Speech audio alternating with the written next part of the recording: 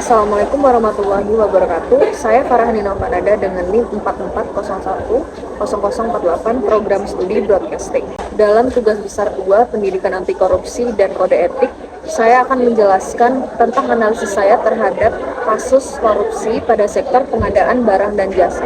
Saya melakukan analisis terhadap kasus Setia Novanto dengan mempertimbangkan faktor-faktor yang mempengaruhi terjadinya korupsi serta dampaknya terhadap masyarakat dan pemberantasan korupsi di Indonesia.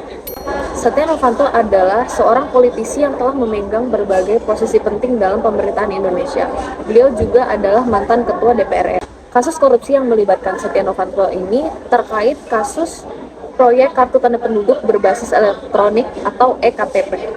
Proyek ini diketahui telah memberikan kerugian yang sangat besar bagi negara, yaitu sekitar 2,3 triliun. Yang pertama, rendahnya integritas dan akuntabilitas. Nah, dalam kasus Setia Novanto ini, kekuasaan dan kekayaan yang dimilikinya diyakini telah mengaburkan integritasnya dan mempengaruhi tindakannya. Yang kedua, kekayaan. Faktor ini diduga menjadikannya sebagai alasan utama dalam melakukan tindakan korupsi. 3. Sistem politik yang rentan.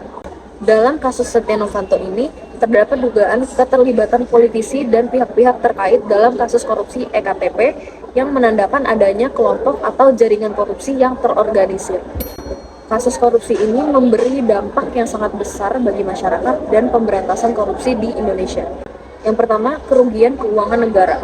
Hal ini itu berakibat pada kerugian keuangan negara yang dapat menghambat pembangunan dan pelayanan publik yang lebih baik. Yang kedua, menurunnya kepercayaan publik. Karena kepercayaan publik yang rendah akan mengurangi dukungan masyarakat terhadap lembaga penegak hukum. 3. Perlambatan pembangunan.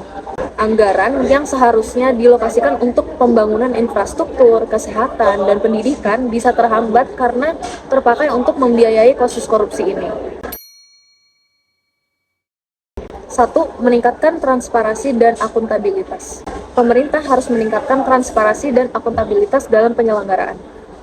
2. Sistem hukum yang efektif. Membuat sistem hukum yang efektif dalam menangani kasus korupsi.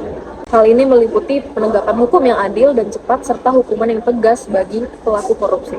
3. Penguatan lembaga anti korupsi. Membuat lembaga anti korupsi yang independen dan memiliki kewenangan yang kuat untuk menyelidiki dan menuntut kasus korupsi seperti KPK di Indonesia. 4.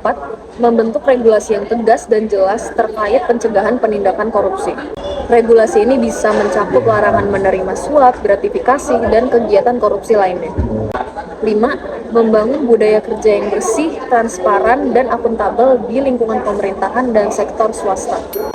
Kesimpulannya, korupsi adalah perbuatan yang sangat berbahaya, perbuatan melawan hukum dengan maksud memperkaya diri sendiri atau orang lain, baik perorangan maupun korporasi yang dapat merugikan perekonomian masyarakat maupun negara. Penanganan dan pencegahan korupsi harus menjadi prioritas utama dalam upaya menciptakan sistem yang adil dan transparan.